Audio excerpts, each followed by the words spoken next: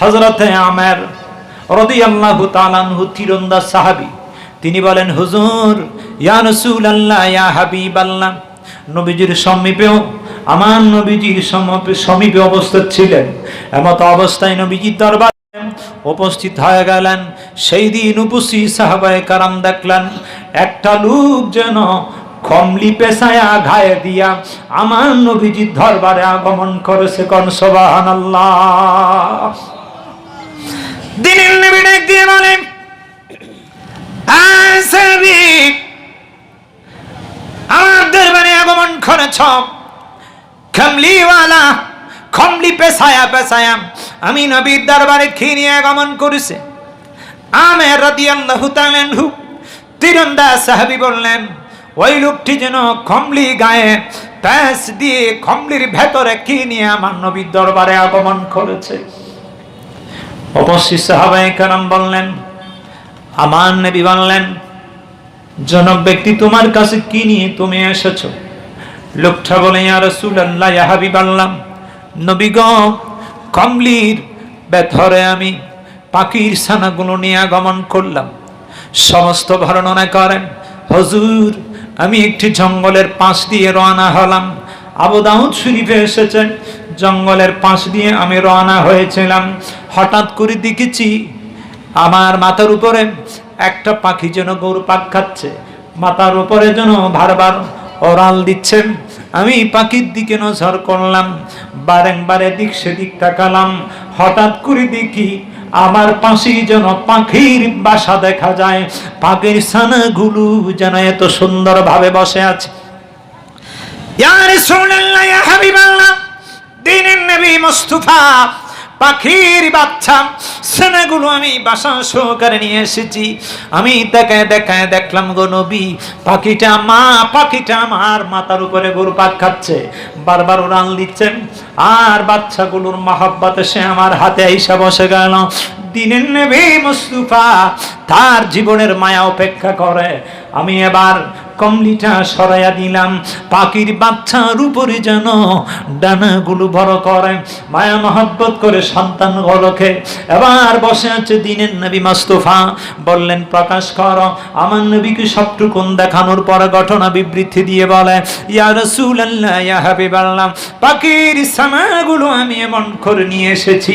আমার নবী বলে, দ্বীনের নবী মুস্তাফা ডাক দিয়ে বলে, সাহাবীরা রে, আল্লাহ তাআলা দুনিয়াতে মাত্র একটি ভাগ রহমত দিয়েছেন। এই ইমানদারেরা, যে একটি ভাগ রহমতের কারণে মানব জাতি, জিন জাতি, চার পায়া পশুগুলো পর্যন্ত, বিষধর প্রাণীগুলো এদের বাচ্চাগুলোকে মায়ে করে, মহব্বত করে। চার পায়া জানোয়ারেরা তাদের শাবকদেরকে মহব্বত করে। মানুষের সন্তানকে মহব্বত করে। জিন জাতি সন্তানকে মহব্বত করে। দুনিয়ায় ভালোবাসার বন্ধন সৃষ্টি করে দিয়েছেন। আল্লাহ তাআলা মাত্র একটি ভাগ রহমত দিয়েছেন, বাকি ৯৯টি ভাগ আল্লাহ ইমানদারদের জন্য হাসরের ময়দানে রেখেছেন। জোরে কোন সুবহানাল্লাহ। আমার নবী ডেকে বলে, ইমানদারেরা, কুল ইয়া ইবাদিয়াল্লাযিনা আসরাফু আলা আনফুসিহিম লা তাকনাতু মির রাহমাতিল্লাহ। আল্লাহর কোরআন খুলে দেখো ইমানদার, আমার আল্লাহ কতভাবে বান্দাকে মায়া করে। ইয়াগফিরুয যুনুবা জামিআ ইন্নাহু হুয়াল গাফুরুর রহিম। বান্দা জীবন, এই জীবন ফের অহংকার করে বাহাদুরি দেখায়া বারংবার নিজের আত্মার উপরে জুলুম করেছে, অত্যাচার করেছে, বিবিচার করেছে।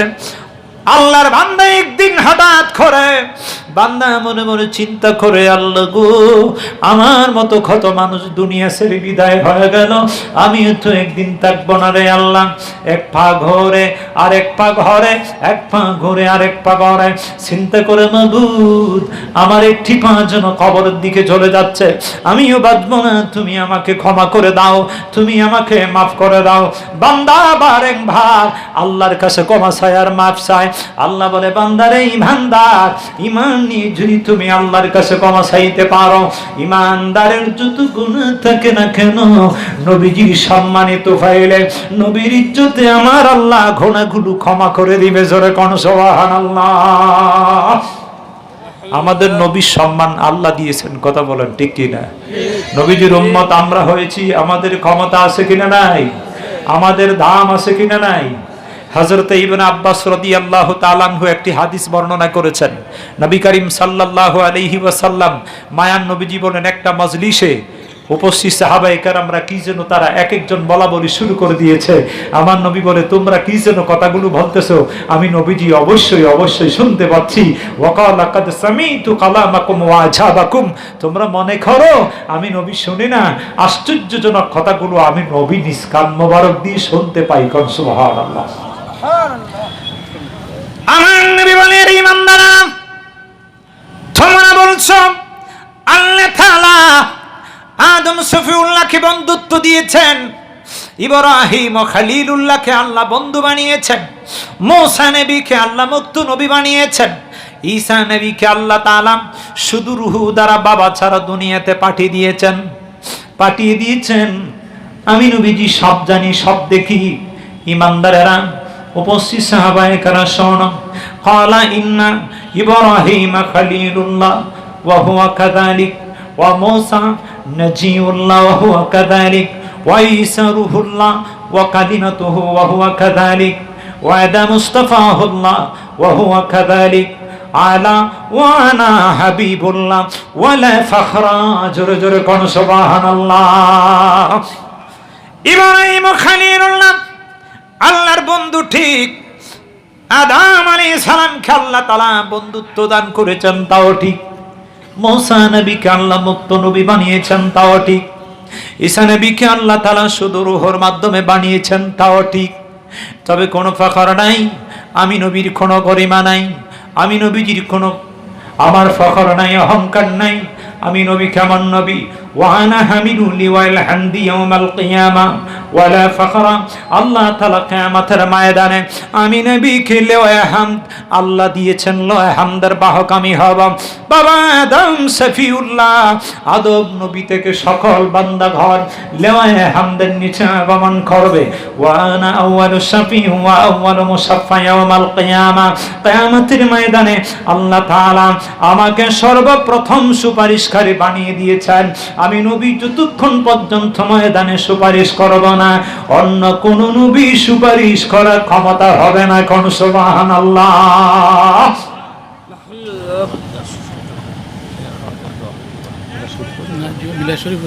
হাসিরিন, আল্লাহ রাসূল সাল্লাল্লাহু আলাইহি ওয়াসাল্লাম মায়ান নবী বলেন, হাসরের ময়দানে আল্লাহ তাআলা আমাকে কতটুকু ক্ষমতা দিয়েছেন। ওই দিন ওয়ানা আউয়ালু মান ইউহাররিকু খালাকাল জান্নাহ, আমি জান্নাতের দরওয়াজার সামনে যাই আমি খটখাবো যতক্ষণ পর্যন্ত আমার জন্য দরওয়াজা, জান্নাতের দরওয়াজা খোলা হবে না, ততক্ষণ পর্যন্ত কোনো নবীও জান্নাতের দরওয়াজায় আসতে পারবেন না, অন্য কোনো নবীদের জন্য জান্নাতের দরওয়াজাটাও খোলা হবে না। কোন সুবহানাল্লাহ। রাসূল করিম সাল্লাল্লাহু আলাইহি সাল্লাম বলেন, ওয়ানা আউয়ালু আকরামুল আউয়ালিনা ওয়াল আখিরিনা আলাল্লাহি ওয়ালা ফখরা। আমি রাসূল করিম সাল্লাল্লাহু আলাইহি সাল্লামকে আল্লাহ তাআলা গোটা সকল আম্বিয়া আলাইহিমুস সালাম থেকেও আমাকে পৃথিবীর শুরু থেকে শেষ পর্যন্ত সম্মানিত করেছেন। আর সেই সম্মানিত নবীদের উম্মত হতে পেরেছি, সেই রাসূল করিম সাল্লাল্লাহু আলাইহি সাল্লামকে ভালোবেসে সাহাবায়ে কেরামকে মহব্বত করে সেই আহলে সুন্নাত ওয়াল জামাতের অনুসারী হয়ে আল্লাহ যেন আমাদের সকলকে জান্নাতি মেহমান হিসেবে ঘোষণা দান করেন। সকলে বলে আমিন।